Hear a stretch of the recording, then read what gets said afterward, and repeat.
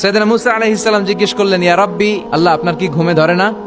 আল্লাহ বললেন, কোনো কথা বলা যাবে না, দুইটা গ্লাসের ভেতরে পানি নাও, পানি ভর্তি গ্লাস নিয়ে তুর পাহাড়ের উপরে দাঁড়াও। সাইয়েদনা মুসা আলাইহিস সালাম দাঁড়ালেন। আল্লাহরে আবার জিজ্ঞেস করলেন, আল্লাহ আমি জিজ্ঞেস করলাম কি আর আপনি করতে বললেন কি?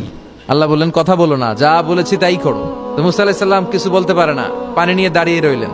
মুসা আলাইহিস সালামকে আল্লাহ বললেন, তুমি দাঁড়িয়ে থাকো আর ঘুম রে বললেন, ঘুম তুই মুসারে ধর। ঘুম যে এবার সাইয়েদনা মুসা আলাইহিস সালামকে ধরেছে। উনি ঘুমের ধাক্কায় আর থাকতে পারেন না, একবার ডানে যায় আরেকবার বায়ে যায়। ঘুমের ধাক্কায় হঠাৎ করে কাত হয়ে পড়ে যায় আর গ্লাসগুলো মাটিতে পড়ে খান খান হয়ে ভেঙে যায়। আল্লাহ ডেকে বললেন, মুসা বেশি কিছু হেফাজতের তো দায়িত্ব দেই নাই, শুধু দুইটা গ্লাস হেফাজতের দায়িত্ব দিয়েছে। ঘুমের কারণে এগুলোর হেফাজত করতে পারো নাই, ভেঙে খান খান হয়ে গিয়েছে।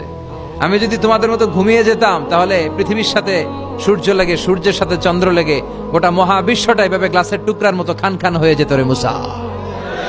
এজন্য লা তাখুযুহু সিনাতু ওয়ালা নাওম, আমার ঘুমেও ধরে না, ঘুমের আগে যে তন্দ্রা আসে ওইটাও ধরে না।